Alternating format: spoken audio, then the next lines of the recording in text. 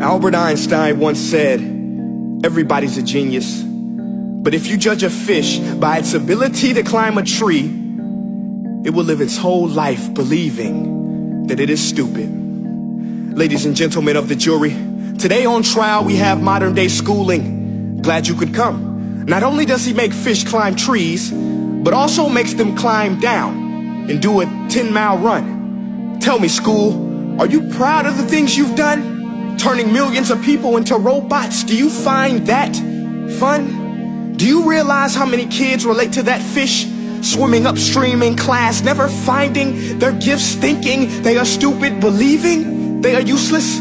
Well, the time has come, no more excuses. I call school to the stand and accuse him of killing creativity, individuality, and being intellectually abusive. He's an ancient institution that has outlived his usage. So, Your Honor, this concludes my opening statement, and if I may present the evidence of my case, I will prove it. Proceed. Exhibit A. Here's a modern day phone. Recognize it? Here's a phone from 150 years ago. Big difference, right? Stay with me. Here's a car from today, and here's a car from 150 years ago. Big difference, right? Well, get this. Here's a classroom of today, and here's a class we used 150 years ago. Now ain't that a shame? In literally more than a century, nothing has changed. Yet you claim to prepare students for the future? But with evidence like that, I must ask, do you prepare students for the future or the past? I did a background check on you and let the record show that you were made to train people to work in factories, which explains why you put students in straight rows, nice and neat, tell them sit still, raise your hand if you want to speak, give them a short break to eat, and for 8 hours a day tell them what to think. Oh, and make them compete to get an A letter which determines product quality, hence grade A of meat. I get it. Back then, times were different. We all have a past. I myself am no Gandhi. But today, we don't need to make robot zombies. The world has progressed. And now we need people who think creatively, innovatively, critically, independently, with the ability to connect. See, every scientist will tell you that no two brains are the same. And every parent with 2 or more children will confirm that claim.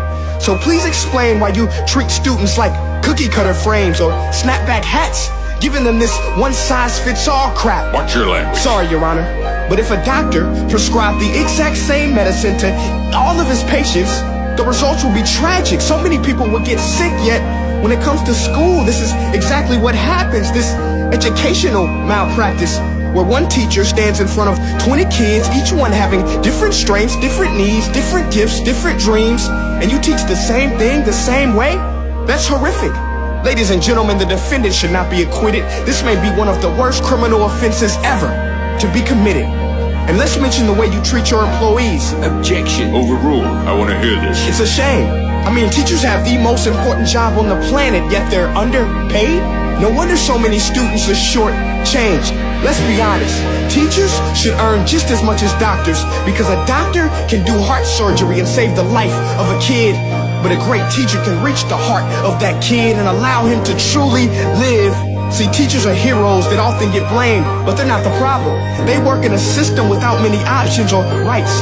Curriculums are created by policymakers, most of which have never taught a day in their life.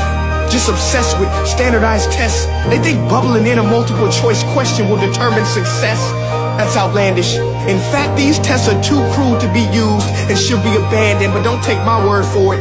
Take Frederick J. Kelly, the man who invented standardized testing, who said, and I quote, "These tests are too cruel to be used and should be abandoned." Ladies and gentlemen of the jury, if we continue down this road, the results will be lethal. I don't have much faith in school, but I do have faith in people.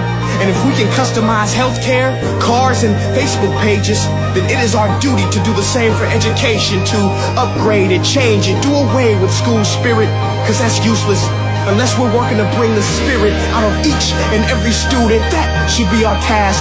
No more Common Core. Instead, let's reach the core of every heart in every class. Sure, math is important, but no more than art or dance. Let's give every gift an equal chance. I know this sounds like a dream, but countries like Finland are doing impressive things. They have shorter school days. Teachers make a decent wage. Homework is non-existent, and they focus on collaboration instead of competition. But here's the kicker, boys and girls. Their educational system outperforms every other country in the world. Other places like Singapore are succeeding rapidly. Schools like Montessori, programs like Khan Academy. There is no single solution, but let's get moving. Because while students may be 20% of our population, they are 100% of our future. So let's attend to their dreams, and there's no telling what we can achieve. This is a world in which I believe, a world where fish are no longer forced to climb trees. I'll rest my case.